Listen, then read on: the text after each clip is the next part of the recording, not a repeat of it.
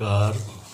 आज हम बात करेंगे कि न तुम्हारा जन्म है न तुम्हारी मृत्यु है, सिर्फ तुम शरीर बदल रहे हो। तो पहले तो हम यह जानने की कोशिश करेंगे कि मैं मन, बुद्धि और अहंकार नहीं हूँ, न मैं 5 ज्ञानेंद्रिय और कर्मेंद्रिय हूँ, न मैं शरीर हूँ, क्योंकि हम जिसको शरीर कहते हैं वह जैसे हाथ, पैर, मस्तिष्क, पेट, सीना वगैरह को जुड़ने से शरीर बना है।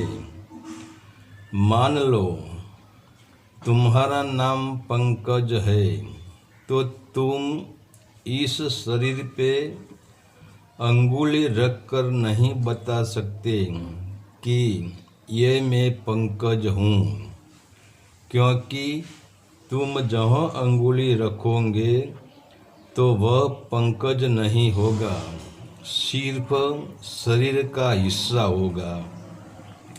तो एक बात पक्की हो गई कि तुम शरीर नहीं हो। और हम आगे चले तो 5 तत्व यानी आकाश, वायु, अग्नि, जल और पृथ्वी तत्व भी तुम नहीं हो, क्योंकि अगर तुम 5 तत्व होते तो तुम सनातन हो जाते, अखंड हो जाते, अमृत हो जाते, कालातीत हो जाते और अपरिवर्तनित हो जाते।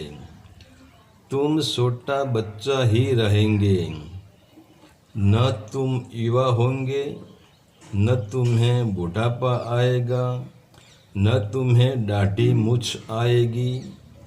तो तुम्हारा परिवर्तन होता है, तुम्हें सुख दुख आता है, तुम्हें राग, द्वेष, अहंकार, द्वैत भाव आता है। अगर किसी ने तुम्हारा सम्मान किया तो तुम राग में आ जाते हो, अगर किसी ने तुम्हारा अपमान किया तो तुम द्वेष में आ जाते हो, अगर तुम्हें दुख आए तो निराश हो जाते हो, अगर तुम्हें सुख की एक लहर आए तो तुम आनंद में आ जाते हो। मतलब यह सब कुछ आपके साथ हो रहा है और लास्ट में हमें एक दिन यह शरीर को मृत्यु को सौंप देना है। तो तुम इतना तो सोच लो कि मैं न यह शरीर हूँ न यह संसार हूँ, क्योंकि संसार भी एक माया है। इसीलिए तो मृत्यु के वक्त संसार की संपत्ति संसार में रहती है। मतलब जो 5 तत्व से बना है वह सब संपत्ति, वह सब शरीर मृत्यु के साथ 5 तत्व अपना अपना हिस्सा वापस ले लेता है। तो एक बात पक्की हो गई कि जिसका जन्म होता है, जिसकी मृत्यु होती है, वह मैं नहीं हूँ। तो तुम कौन हो? कृष्ण गीता में कहते हैं कि आत्मा को शस्त्र छेद नहीं सकते हैं, अग्नि जला नहीं सकती है, पानी भींज नहीं सकता है, काल खा नहीं सकता है, हवा उड़ा नहीं सकती है, इसे कोई बंधन नहीं हो सकता है। न आत्मा का जन्म होता है न मृत्यु होती है, क्योंकि आत्मा खुद अच्युत है, वह कभी चित्त में से जन्म लेता ही नहीं है और आत्मा अपरिवर्तनशील है, तो तुम स्वयं आत्मा ही हो, क्योंकि जो तुम हो वह बच जाता है और जो तुम नहीं हो वह मिट जाता है। तो इस बात से आपको समझना चाहिए कि जो मिट जाता है वह मैं नहीं हूँ। तो हमें जन्म और मृत्यु क्यों सच लगता है? तो इसका एक ही कारण है, हमारी बेहोशी।